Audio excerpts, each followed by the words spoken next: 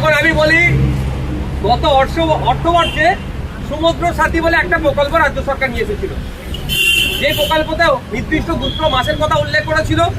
এই সময়ে মৎস্য চাষিরা সমুদ্রে গিয়ে মৎস্য শিকার করতে পারে না, প্লাবন যে কোনো সময় এসে যাওয়ার ফলে, ঝড়ঝাপটা আসার ফলে।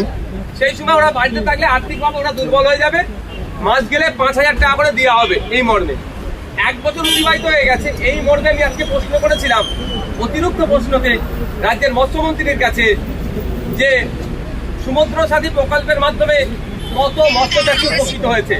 দুর্ভাগ্যের বিষয়, সঠিক উত্তর তিনি দেননি বা এক্সাক্ট ফিগার তিনি বলেননি। আর একটা আমি অতিরিক্ত কোশ্চেন করেছিলাম,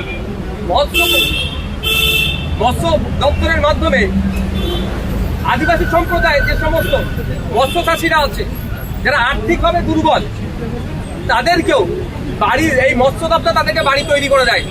তো 2023-24 অর্থবর্ষে এই ধরনের আর্থিকভাবে দুর্বল আদিবাসী সম্প্রদায়ের কতজন মৎস্য চাষীর পরিবার বাড়ি পেয়েছে? সবসময় চেষ্টা করে চমকের রাজনীতি।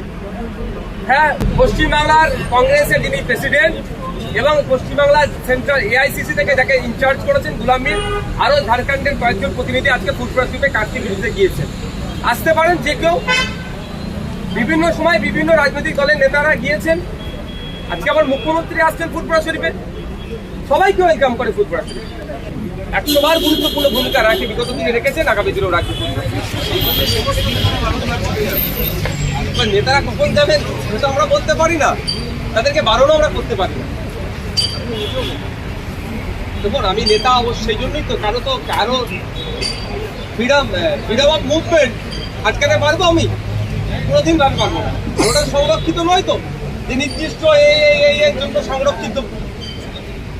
ওপেন টু অল, সর্বধর্মের মানুষের জন্য, সর্ববর্ণের মানুষের জন্য, সর্বজাতির মানুষের জন্য। যখন ওখানে সব স্বাগত জানাই পিছিয়ে রাজনীতি নেতারা আসলে কেন স্বাগত জানায়? সুকান্ত বাবুদের হাতে সেন্ট্রাল গভর্নমেন্ট চলছে, যদি ভোট লুটের কাজে লাগানো হয়, ইসিআই কে বলে এদের বিরুদ্ধে ব্যবস্থা গ্রহণ করুন।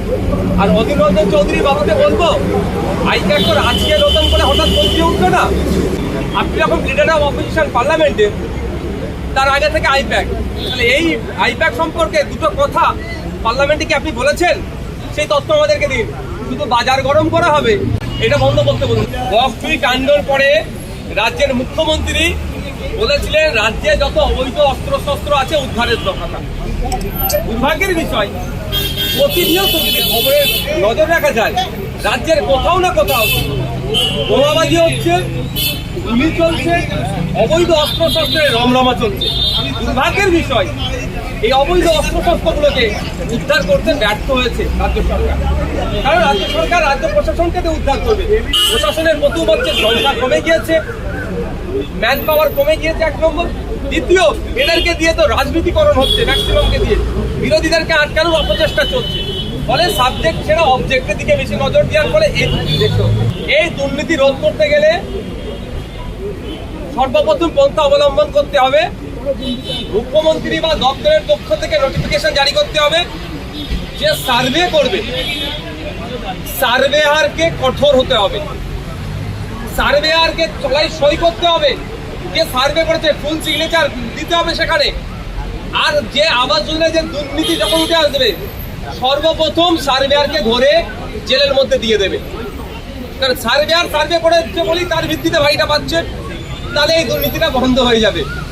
সার্ভেয়ারকে ভয় দেখাচ্ছে, চমকাচ্ছে বা অবৈধ লেনদেনের ফলে ওই পেট্রোল পাম্পের মালিক বাড়ি পেয়ে যাচ্ছে, পাকা বাড়ি আছে মালিক বাড়ি পেয়ে যাচ্ছে, মাছ ধরার ট্রলার একাধিক আছে বাড়ি পেয়ে যাচ্ছে, 10-12 বিঘে 15 বিঘে জমি আছে সে বাড়ি পেয়ে যাচ্ছে, 4 চাকা গাড়ি আছে সেও বাড়ি পেয়ে যাচ্ছে।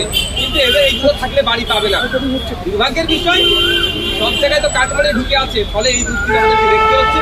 প্রকৃত যাদের বাড়ি পাওয়ার যোগ্য তারা না পেয়ে, যারা আর্থিকভাবে স্বাবলম্বী তারা বাড়ি পায়। শুভেন্দু বাবুকে দিল্লি থেকে ফিরে আসুন, ফিরে এসে আবার কি বলছে দেখুন। কোনো তুমি দিল্লি ছুটছে উঠছে তখন শুভেন্দু বাবুর কথাই তো আর আইএসএফ পার্টি চলবে না, সেন্ট্রাল বিজেপির কথাই তো আর আইএসএফ পার্টি চলবে না।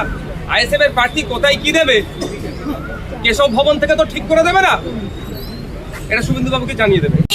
আমি চাই আমার বাড়ির মেয়ে, আমার বাড়ির কন্যা, আমাদেরই বোন, আমাদেরই দিদি তিলোত্তমা সুবিচার পায়।